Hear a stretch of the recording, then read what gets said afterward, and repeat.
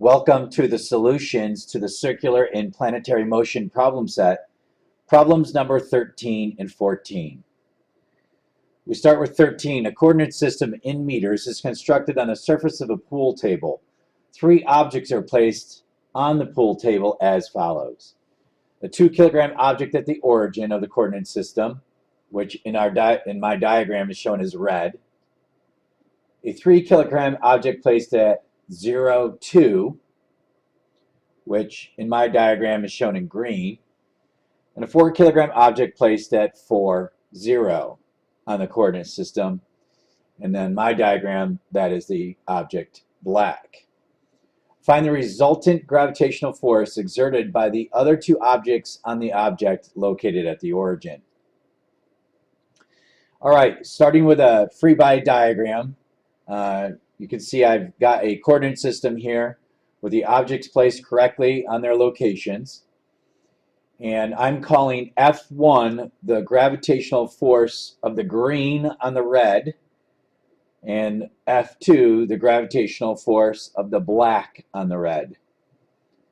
By reasoning, what we're taking a look at here is the fact that F1 has to be greater than F2 because the 3-kilogram object, the green object, is closer to the red one than the black one is. In fact, it's twice as close.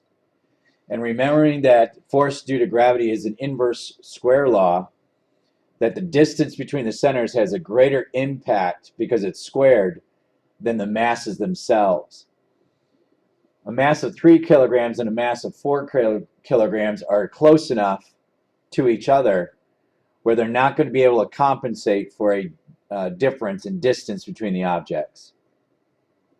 So we know that F1 has to be greater than F2. So I've drawn F1, and I don't know its exact length, but I've drawn F1 to be a longer vector than F2, and the parallelogram of which means that our resultant is in the first quadrant, but closer to the y-axis than it is to the x-axis. So when we're done, just by reasoning alone, we understand we should get answers that match up to that concept.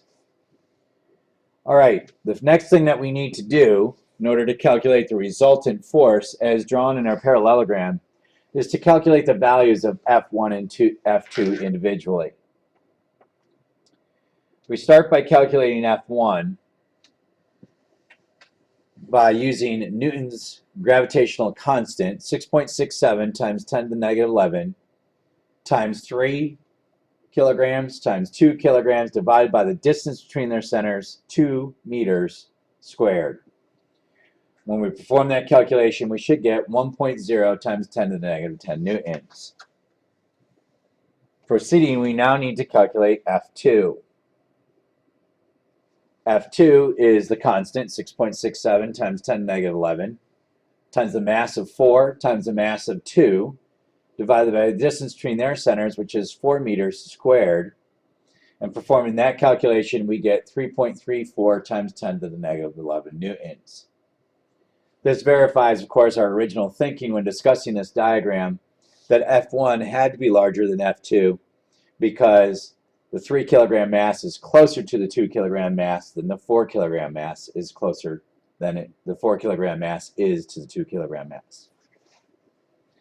All right, so now how do we find the resultant? Well, of course, as you're used to from previous examples, we're going to use Pythagorean Theorem.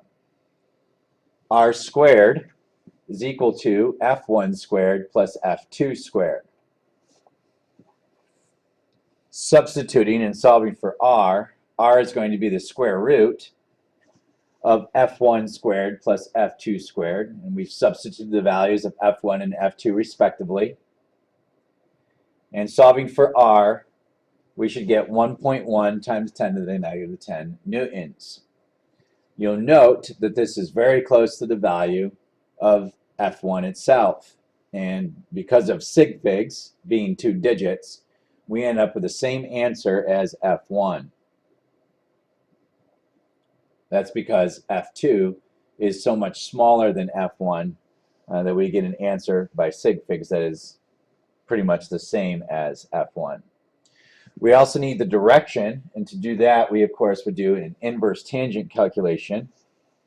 So theta, as drawn in the diagram above, would be the inverse tangent of the y component, or f1, over the x component, of course, which would be at f2. And taking the inverse tangent of those values, we get an angle of 72 degrees. This, of course, verifies for us what we said in our original diagram, that we should get an answer for our resultant that is closer to the y-axis than the x-axis.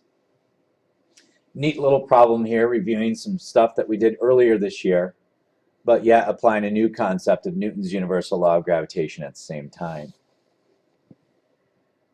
On to number 14.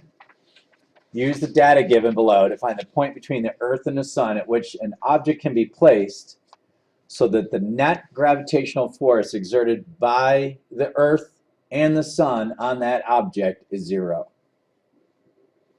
They give you the mass of the Earth, mass of the Sun, and the mean distance between the Earth and the Sun, which is 5 times 10 to the 11th meters. I've drawn a diagram here, and I've placed an object of mass m in between the Earth and the Sun. We know that it would have to be closer to the Earth than to the Sun because the Sun is more massive. So we'll need to compensate for that if the forces between the two are equal by putting the mass closer to the Earth. I've labeled the distance between the Earth and the Sun, the 1.5 times 10 to the 11th meters. And I've called the distance from the mass that we're placing between the Earth and the Sun to the Sun r. Now we understand that the force of gravity of the Earth on this mass and the force of gravity of the Sun on this mass are the same. So I went ahead and set up equations and set them equal to each other. On the left side, we have the force between the Earth and the mass, which would be big G, the mass of the Earth, 5.98 times 10 to the 24th, times the mass of the object, m, divided by the distance between the Earth and the mass, which in my diagram is 1.50 times 10 to the 11th, minus r, and we have to remember to square that. That is equal to the force due to gravity of the Sun on the mass, which would be big G, the mass of the Sun, 1.99 times 10 to the 30th, times the mass of the object, m, divided by the distance between the Sun and that object, which is r, and we have to remember to square it. In setting this up, big G cancels, and the mass of the object cancels. In my next step, what I did was I cross-multiplied. So I now have the mass of the Earth times r squared, and I have the mass of the Sun times 1.5 times 10 to the 11th minus r squared. Next, what I did was I FOILed the 1.5 times 10 to the 11th minus r.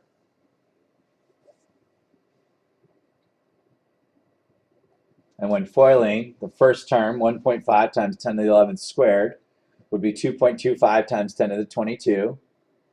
The inside and outside terms would be 1.5 times 10 to the 11th r times 2, and it's negative, so that's 3 times 10 to the 11th r, plus the outside term, negative r squared, which is positive r squared.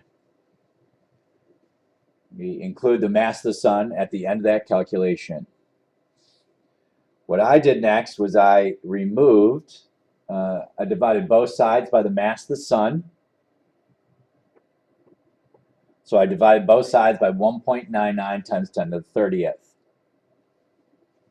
So 5.98 times 10 to the 24th divided by 1.99 times 10 to the 30th is 3.01 times 10 to the negative 6 r squared.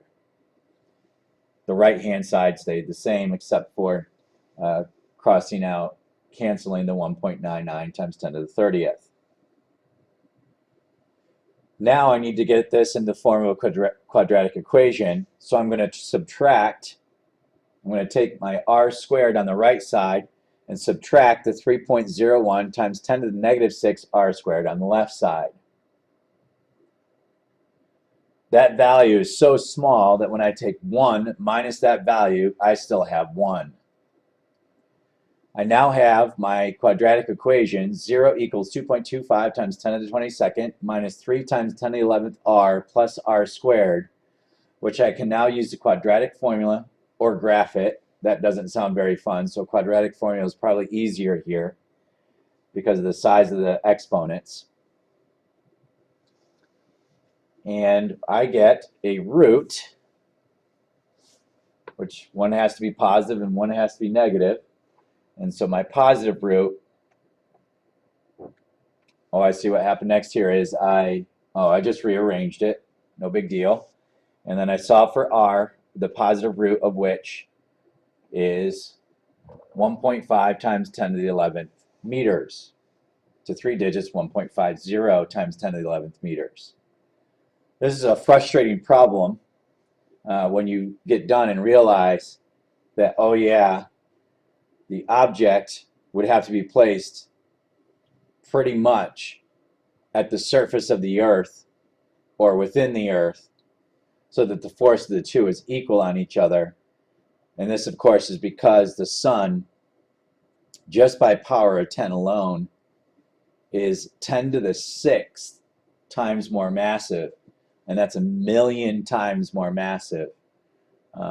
So to overcome that difference in mass, we would have to put the object pretty much on the Earth itself.